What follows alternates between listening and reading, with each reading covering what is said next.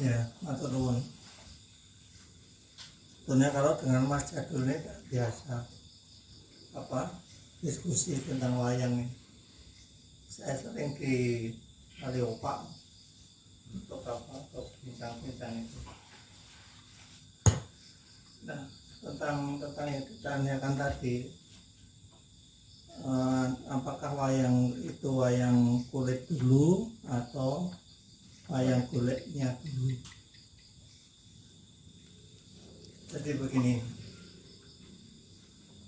coba kita lacak kembali keberadaan wayang itu sendiri.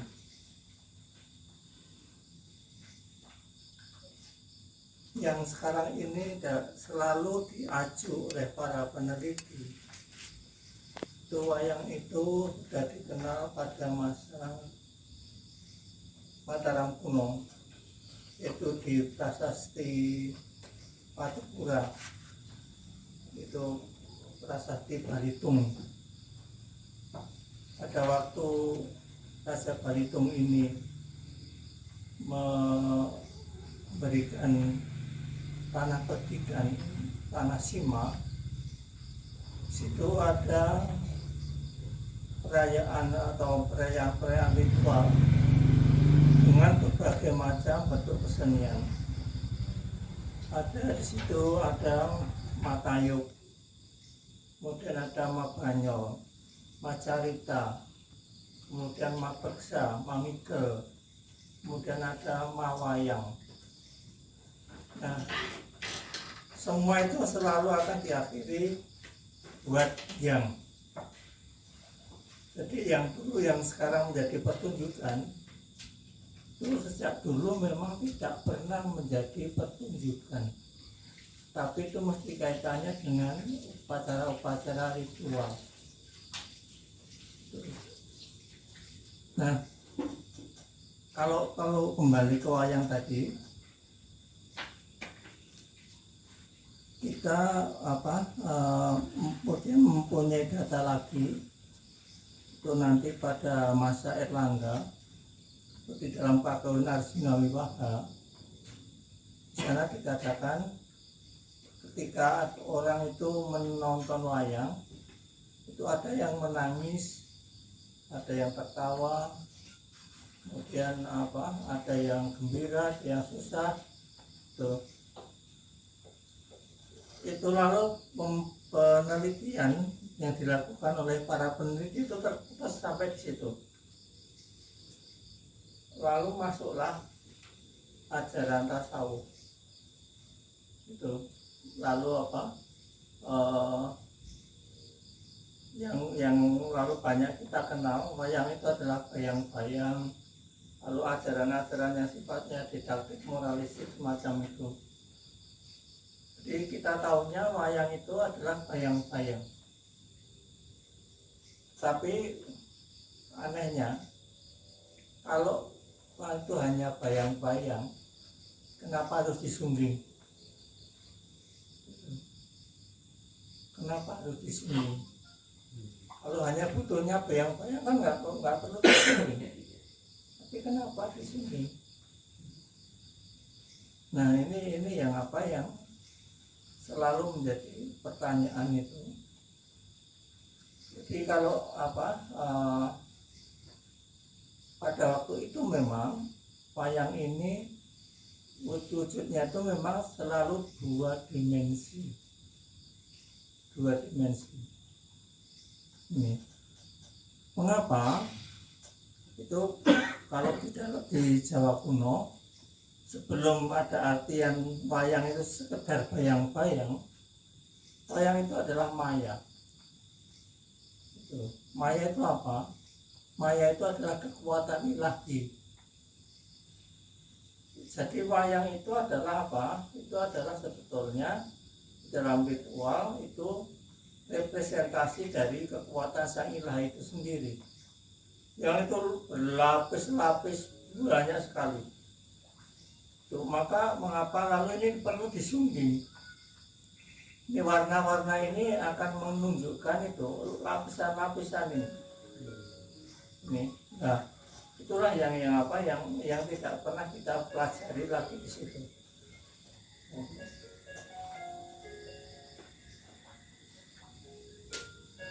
Nggak bikin itulah.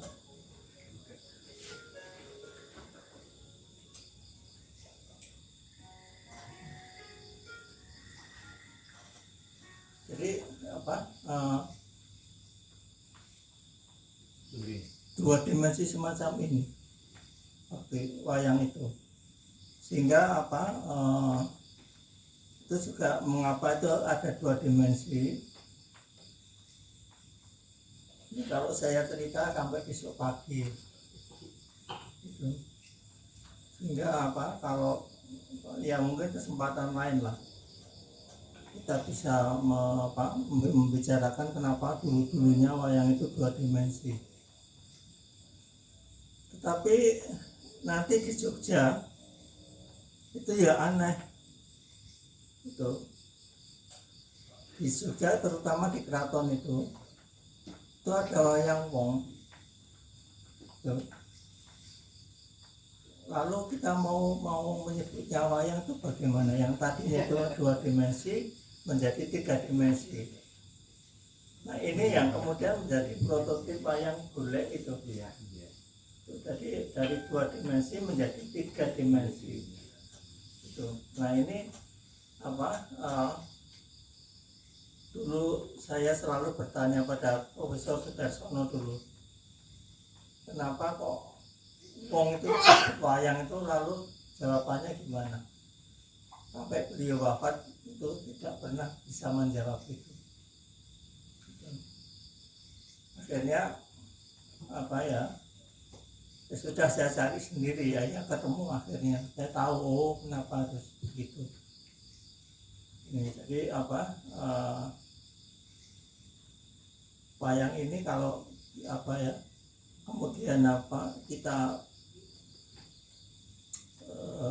bicarakan sampai detail itu nanti memang itu sangat menarik ya. Dan orang selalu mengira bahwa ini dari India. Yang ngomong itu siapa? India itu tidak punya wayang. Yang punya itu orang Jawa. Kita tuh hanya mempunyai kita tuh hanya mengambil Mahabharata. Itu pun nanti di Jawa juga tidak sama lagi dengan yang di India sana. Jadi lain. Jadi apa ya, kalau kita mau belajar tentang wayang ini, cobalah beberapa hal yang tadi sudah dikatakan oleh Mas Jadul tadi. Itu apa, dimensinya itu banyak sekali. Kalau tadi melihatnya itu dari perspektif apa masa sekarang, bahwa sekarang itu orang nonton wayang itu bisa seenaknya dengan mau cegang, mau turun, mau ngeligo, mau apa, tidak ada orang larang. Nah tapi cobalah kita tuh selalu menarik ke masa lalu dulu. Sebetulnya apa toh ketika orang nonton wayang itu seperti apa? Jadi itu ada. Kalau istilahnya Mas Ismo ini, cobalah sekarang itu kita tuh apa belajar untuk tumbuh tapi mengakar. Jadi kita tahu akarnya di mana, nanti akan tumbuh menjadi seperti apa. Ini wayang ini juga ya sama seperti itu. Jadi kita perlu mempelajari wayang ini tidak hanya tidak hanya sekedar tontonan, tolong itu dilihat yang sungguhnya itu wayang itu apa. Saya nggak tahu dulu yang 11 hari itu saya setiap hari mengikuti sebetulnya itu. Ya dalangnya ya udah macam-macam nggak karuan. Saya bukannya benci, saya nggak menyalahkan, tapi saya kadang-kadang bertanya pada diri saya sendiri, itu saya ngelakuin jadi ngerti pora gitu loh ya.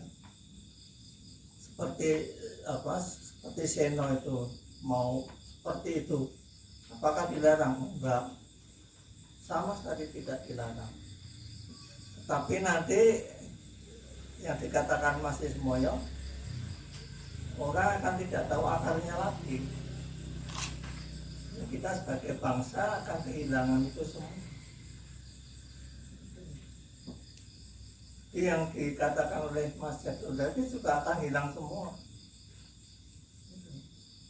Coba sekarang kalau kita melihat Seno itu, saya tidak benci sama dia, wong saya kenal baik ya.